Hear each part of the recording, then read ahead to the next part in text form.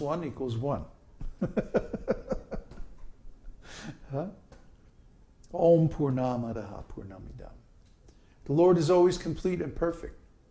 He has everything within himself. Huh? Cause and effect. Beginning and ending.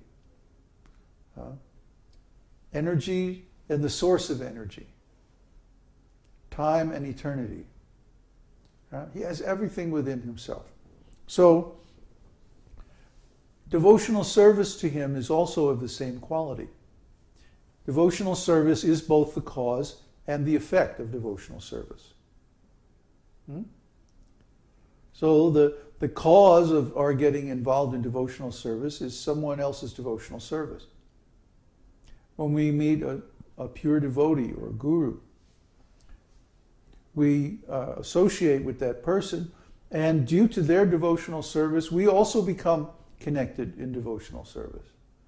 And then due to our devotional service, we increase our devotional service.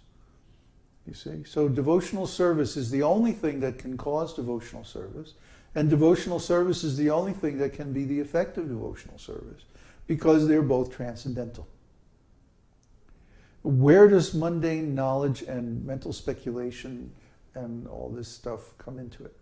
Well, they're only necessary in the preliminary purification stage to get rid of our mundane inebrieties, our mundane contaminations. As soon as we pass beyond that stage to the actual stage of chanting the pure holy name, then we have no more need for these things, because the holy name himself reveals Krishna. Krishna is himself the holy name. And the holy name has all the potencies of the Supreme Personality of Godhead invested. So the holy name is both the cause and the effect. Just chant the holy name. All this will become obvious. This is confirmed in Bhagavad-gītā by the Lord himself. One can understand me only through devotional service. In the beginning, his teaching of the Gita, in the beginning of his teaching of the Gita, the Lord said to Arjuna, "Because you are my devotee, I shall teach these secrets to you." Vedic knowledge means ultimately to understand the Supreme Lord. And the process of entering into his kingdom is devotional service. That is accepted by all authentic scriptures. Mental speculators neglect the process of devotional service, and by simply trying to defeat others in philosophical research, they fail to develop the ecstasy of devotion. So we see many devotees. First of all, Krishna says to Arjuna, "I will teach these secrets to you because you're my devotee. Not because you're a great scholar, not because you're a great fighter, not because you're this or that, but because you're a devotee." See, Krishna will only reveal his secrets to a devotee. He won't reveal to the non-devotee scholars and the impersonalist speculators. So that's because through devotional service one can actually understand Krishna. And if you understand Krishna, then you become intimately associated with him. And Krishna doesn't want the association of the speculators. He doesn't want the association of the impersonalists. They're offensive. Well, why should he want them? So, if you have this knowledge, you can enter into the kingdom of God. You can enter into the spiritual world. And Krishna doesn't want those rascals in the spiritual world. So that's not the process. The process is devotional service itself. But we see the mental speculators, they're very expert in arguing. Well, they can argue all day. In fact, they like it.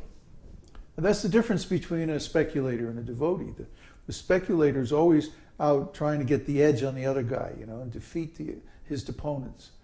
But the devotee doesn't care for this. The devotee just wants to worship Krishna. So he's always chanting the holy name. He's always doing devotional service. Always engaged, always absorbed, like that, favorably in devotional service. That's the difference. For example, when Śrīla Rupa Goswami was approached by some scholar let me debate you. And the winner will, take all of the honor and be known as the greatest Acharya. Rupa Goswami didn't care to debate. He wasn't into it. He was too busy. He had all these books to write on the revelations of Lord Chaitanya to him. So he didn't want to debate. He said, no, it's all right. If you want, I'll sign the paper that says you win. That's okay. He didn't care. So similarly, we don't care when people want to debate us on YouTube and stuff like this. I mean, we really we don't have time for it. In the 11th canto, 20th chapter, verse 31 of Śrīmad-Bhāgavatam, Krishna says, "My dear Uddhava, for persons who are seriously engaged in my service, the cultivation of philosophical speculation and artificial renunciation are not very favorable. When a person becomes my devotee, he automatically attains the fruits of the renunciation of material enjoyment, and he gets sufficient knowledge to understand the absolute truth." This is Krishna himself saying this. See? But Krishna himself says, don't worry about it. Just like Haridas Thakur. Haridas was illiterate, couldn't read a word. Yet he had complete transcendental knowledge just by chanting the holy name. He chanted 3 lakhs of holy name a day. That's practically 24 hours chanting.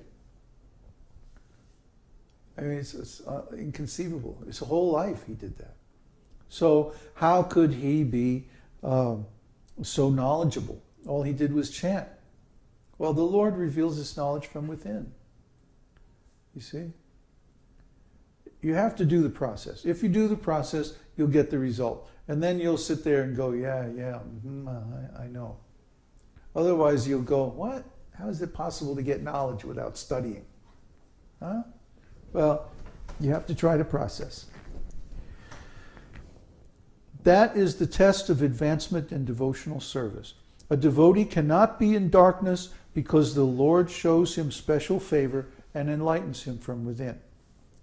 In the 11th canto, 20th chapter, verses 32 and 33 of Śrīmad-Bhāgavatam, the Lord further instructs Uddhava, "My dear friend, the profits derived from fruitive activities, austerities, the culture of philosophical knowledge, renunciation, the practice of mystic yoga, charity, and all similar auspicious activities are automatically achieved by my devotees, those who are simply attached to me by loving service.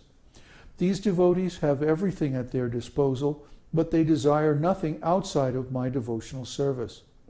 If ever a devotee should desire some material profit, like promotion to the heavenly planets or some spiritual profit, to go to the Vaikunthas, by my causeless mercy, his desires are very easily fulfilled."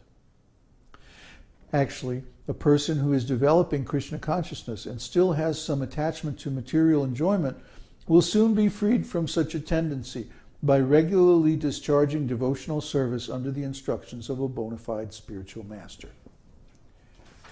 Because why?